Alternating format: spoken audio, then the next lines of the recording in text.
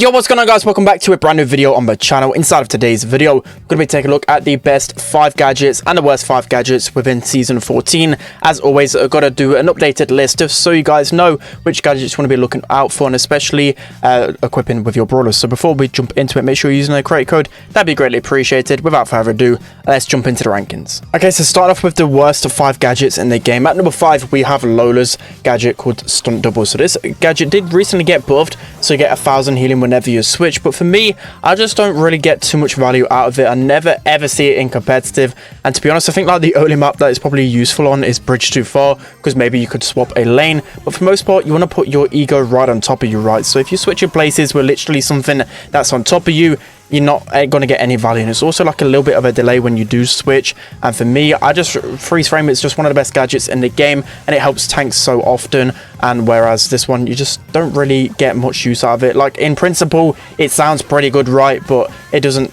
really do anything. Okay, so next up, as the 4th worst gadget in the game right now, we have Bonnie's gadget called Crash Test. So this gadget, upon release, I thought could be pretty strong, but for me, it just feels a little bit weird whenever I play it. So she does a little dash when she's in her Bonnie form. It seems pretty OP, especially with the fact that you can actually knock people back. But for me, it's really hard just to get in people's ranges, and for the most part, when I'm in that form, especially when I first initially jump on top of someone, I'm going to just delete them instantly anyway, especially with the landing damage, 1,500, and then just the amount of ammo you have upon landing. You're not going to really need that knockback, and for the most part, as I said, you're already going to be in range. It does give a little bit of mobility, but it's only a tiny little dash, right? And she doesn't have the most range anyway, so for me, it just doesn't really pair too well in this form, and her other gadget is just so incredibly strong. Okay, so next up, as the 3rd worst gadget in the game right now, we have Griff's brand new gadget called Coin Showers. So this gadget allows you to get another row of coins within your next attack. But for me, a lot of the times you can actually miss your attacks, and you're not really going to at all times be like right on top of someone to use that gadget. And his other gadget just completely complements his kit, right? I just feel like he can't really play Griff, especially in competitive, without his first gadget. So this one doesn't make too much sense for me. I mean, maybe like boosted damage as well as the additional row. I don't even know how they'd actually do it. Maybe make it so instead of just adding a row, make the actual coin spread a little bit further, just so it's easy to hit those shots. Something needs to be changed about this, because his other gadget is just way superior. Okay, next up, as the 2nd worst gadget in the game right now, we have Jackie's gadget Rebuild. So I'm really surprised that this hasn't received any type of buff with the last update, just because it's so clear to me how weak this gadget is, especially considering that Jackie really lacks the range, and her other gadget allows her to catch up to people and actually get within striking distance, because for the most part there's just so many wall break options in this meta, making it hard for Jackie to really do anything.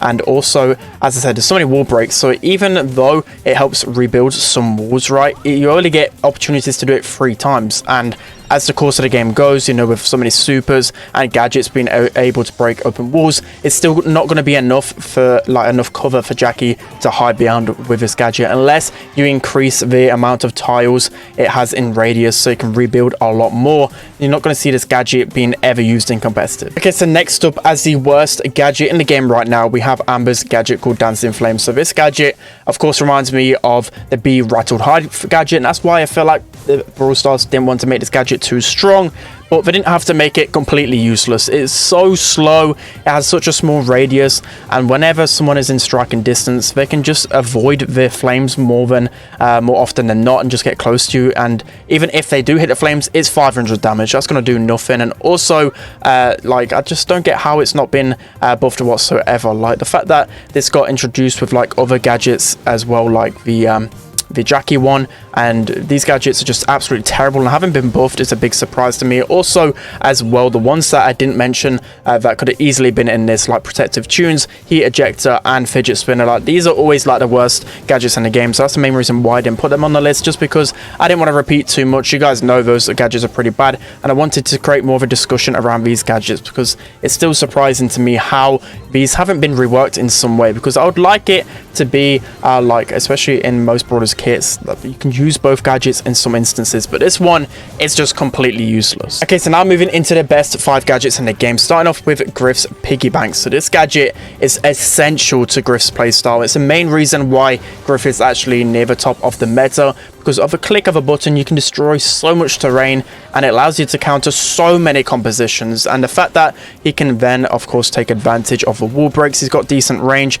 his super is really good at long range as well. Just everything about him complements his playstyle, and it's specifically this gadget as well. It allows you, especially in like Brawl as well, to destroy a lot of the walls, making easier goals. There's so many maps in the game as well where this gadget can literally favor the map in your way, and yeah, this gadget just so strong right now. Okay, so next up, as the fourth best gadget in the game right now, we have Gale's gadget Tornado. So this gadget, upon release, people thought it was insanely OP, and it kind of got overlooked for such a long time, and then as soon as Gale became somewhat relevant in the meta, everyone realized how strong this gadget is. So blocking off a key point of the map for 10 seconds is insane, but the main way you actually use this gadget is to counter the aggressive brawlers. It's another like 30 seconds of countering those really aggressive assassins, you know, like Buzz, Carl, Mortis. Literally any of those brawlers don't stand a single chance against Gale until those gadgets are gone, because like I said, you're not going to get any damage against him. And also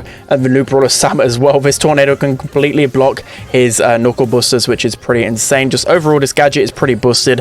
I'd like the time definitely to be nerfed a little bit. Alright guys, so moving into the third best gadget in the game right now, we have Colette's gadget called Gotcha. So this gadget is absolutely insane, specifically in Heist as well, but every single game mode it allows Colette to actually be viable, and specifically against those non-tanks. Like, of course, Colette is known as a tank counter, but this gadget allows her to thrive even against other brawlers. So this gadget will essentially steal the HP from the enemies. So you want to normally pop this gadget when of course you're weak, but also the enemies are high HP, because you're going to be stealing 80% of the damage you deal. So with Colette, of course, you're going to deal more damage when the opponents are nearly full HP. So then you're of course going to heal a lot more when the opponent's full HP. So don't pop the gadget when the opponent's like maybe even like a quarter of their HP. You don't really want to do that. You want to maximize the value, even if you have to take more damage yourself. Just wait for the right opportunity, and you're going to be able to stay alive so easily with Colette. This gadget literally makes her meta. Okay, so next up, as the second best gadget in the game right now, we have Squeak's gadget called Residue. So this gadget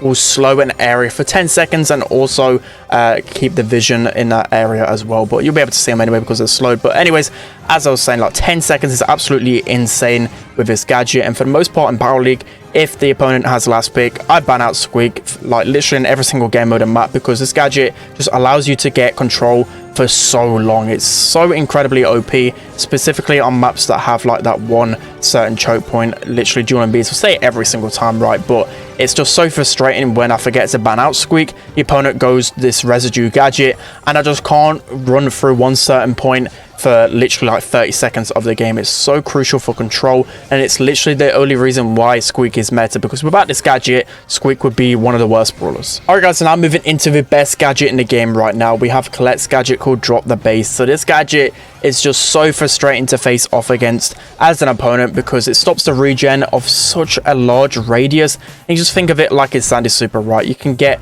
ultimate value with it, stop the regen, and also scout bushes, and it's just going to take a long time for it to actually be defeated.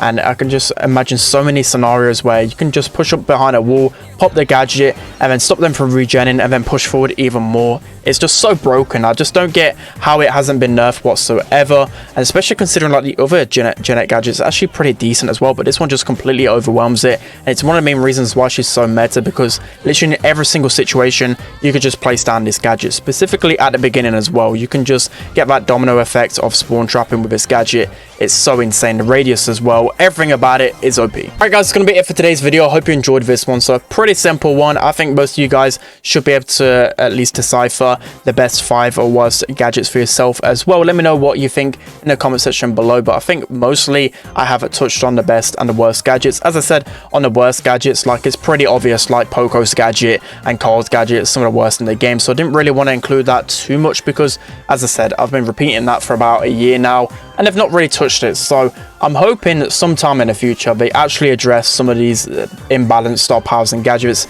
because they seem to never do so, or they'll maybe like touch one within the past like 6 months, you know, like Lola's gadget for example.